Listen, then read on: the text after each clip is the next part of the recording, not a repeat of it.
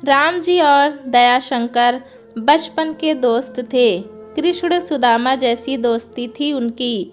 राम जी बहुत बड़े जमींदार, कई कारखाने ज़मीन के मालिक और दयाशंकर जी साधारण से डाकिया। दोनों में बहुत स्नेह था। राम जी की पत्नी सुधा बचपन से ही अपनी बेटी का ब्याह दयाशंकर जी के बेटे से करना चाहती थीं। दोनों की पत्नियां भी सहेली थीं। बीमारी के चलते दयाशंकर जी की पत्नी प्रभा की मृत्यु हो गई थी। पत्नी के इलाज के लिए दयाशंकर जी को अपना घर जमीन सब बेचना पड़ा। घर की माली हालत बहुत खराब होती जा रही थी। अपने बेटे को पढ़ा लिखा कर गांव के स्कूल में टीचर बना दिया था। इधर राम जी के दोनों बेटों ने पिता की संपत्ति पर कई बड़े धंधे बड़े खड़े कर पैसा कमाने में लग गए थे। राम जी अब धनी हो चुके थे। पत्नी सुधा जी जब बिटिया मालिनी की शादी की बात छेड़ती तो दयाशंकर जी बेटे के साथ आग बबूला हो उठते थे। शनिवार को सुधा को बुलाकर कहा उन्होंने, देखो जी, पड़ोस के जमींदार आ रहे हैं कल अपने बेटे के साथ मालिनी को देखने। तुम उसे अच्छे से तैयार कर देना। सुधा जी भौचक्की रह गईं। फौरन पूछा, पति से ये कैसी बात कर रहे हैं आप?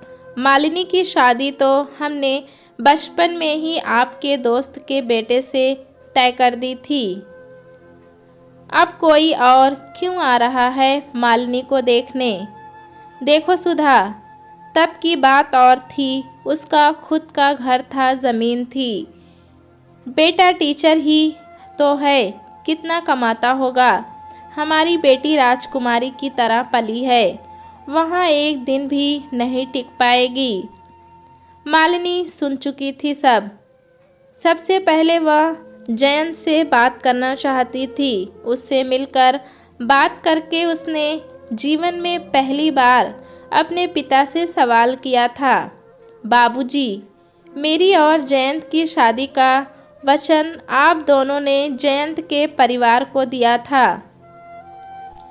मैंने भी जयंत को ही अपना पति माना है। मैं किसी और से शादी नहीं कर सकती। मुझे माफ़ कीजिएगा। राम जी को यह उम्मीद नहीं थी अपनी बेटी से। साफ साफ शब्दों में कह दिया कि अगर उनकी मर्जी के खिलाफ जयंत से शादी करेगी तो उसे उनकी संपत्ति से कुछ भी नहीं मिलेगा। मालिनी ने भी कह दिया, मुझे कुछ नहीं चाहिए बाबूजी आपकी संपत्ति से। अगले दिन जयंत के साथ मालिनी ने अपनी माँ की उपस्थिति में शादी कर ली मंदिर में। पिता से आशीर्वाद लेने पहुंची तो पिता दूसरी तरफ मुंह करके खड़े हो गए और बोले, आज से मेरी बेटी मेरे लिए मर गई। मेरे सिर्फ 2 बेटे हैं। इतने बड़े जमींदार की बेटी होकर एक साधारण से लड़के से शादी करने से पहले डूब मरना चाहिए था तुझे। मालिनी माँ और जयंत के पिता का आशीर्वाद लेकर जयंत के घर चली गई। उसने जयंत को आगे और पढ़ने के लिए प्रोत्साहित किया। देखते देखते जयंत आयकर अधिकारी बन गया। मालिनी स्कूल में पढ़ाने लगी। बच्चों के लिए ट्रेंडिंग स्कूल खोल लिया सिलाई कढ़ाई का। 2 साल बीत गए। जयंत शहर में रहता था, छुट्टियों में आता था गांव। मालिनी और उसके पिता का बहुत ख्याल रखती थी। इस बार आकर जयंत बहुत परेशान था। मालिनी ने पूछा तो बताया उसने, बाबूजी के घर आय विभाग का छापा पड़ने वाला है। मैं ही निरीक्षक रहूँगा। जीवन भर कभी उनके सामने अपना सर नहीं उठा सकता। रेड कैसे मार पाऊँगा मैं?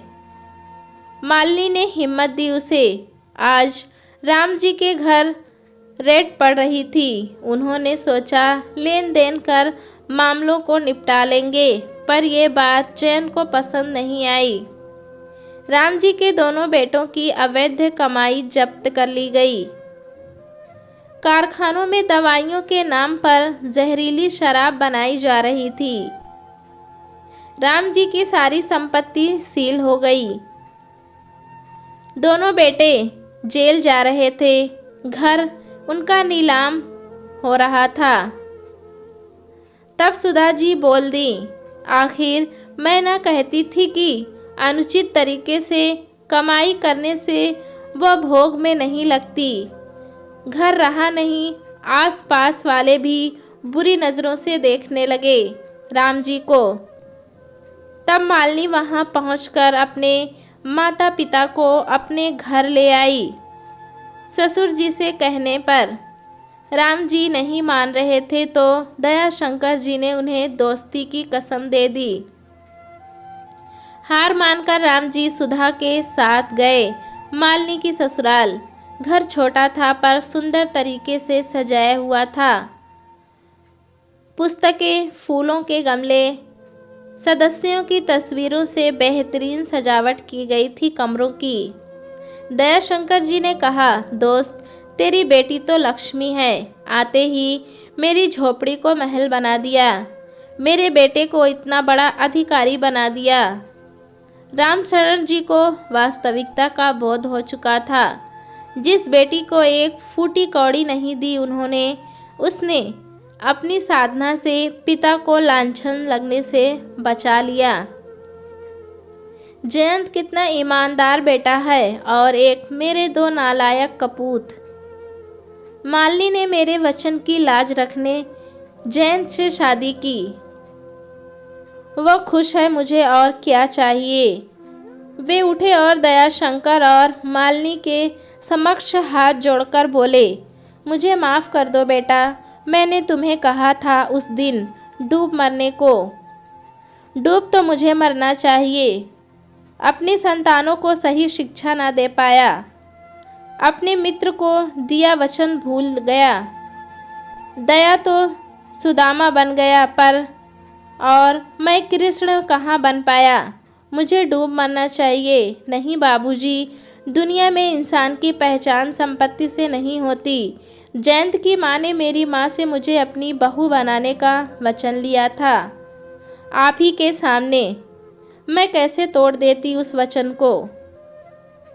आप पर और माँ पर कलंक नहीं लगने दे सकती थी मैं।